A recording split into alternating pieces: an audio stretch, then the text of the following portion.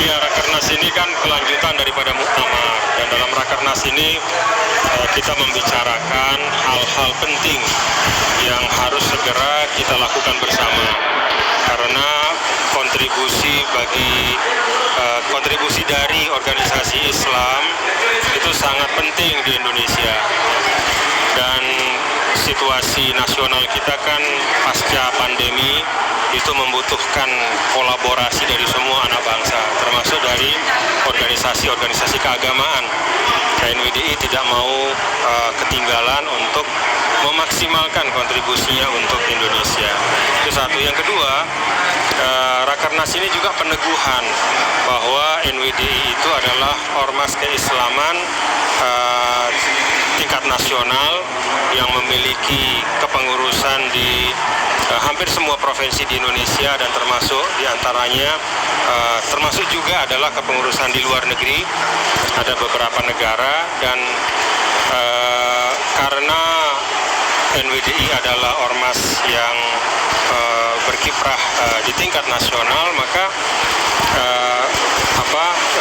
kita tertantang untuk membangun sinergi, kolaborasi, dan aksi bersama ya dengan seluruh pemangku amanah di Indonesia. Pemerintahnya, ormas Islamnya, ormas-ormas keagamaan lain, termasuk juga kalangan perguruan tinggi ya, dan ya termasuk ya katakanlah masyarakat sipil secara umum. Kita ingin kuat bisa berperan di situ.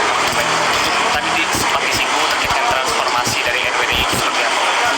Ya, transformasi itu kan tahawul ya, suatu perubahan yang pertama diniscayakan oleh sejarah, kemudian dipaksa oleh keadaan. Kita memang harus berubah, karena tidak mungkin suatu organisasi itu akan stagnan dalam situasi tertentu. Dia harus mampu berubah, adaptatif, tapi tetap membawa nilai-nilai dasar yang dia miliki.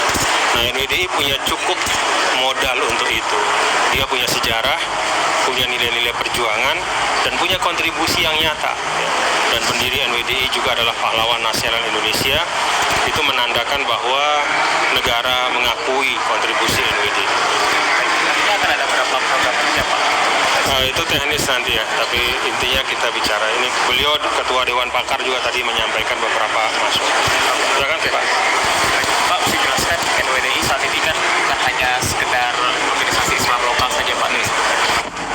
Ya, seperti saya katakan tadi ya, keinginan berubah itu kadang-kadang butuh proses. Nah, karena itu ke depan kami berharapan Tuan Guru Bajang dan teman-teman di NWDI itu melalui mensosialisasikan ide-ide tentang kita beragama, berindonesia, tentang ekonomi, budaya, dan lain sebagainya, sehingga kompatibilitas ide NWDI dan Indonesia itu terasa sekali.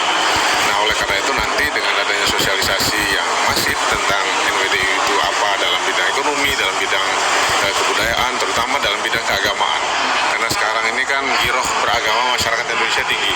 Oleh karena itu Islam yang moderat, yang inklusif itu kira-kira bagaimana dibahasakan oleh NWDI.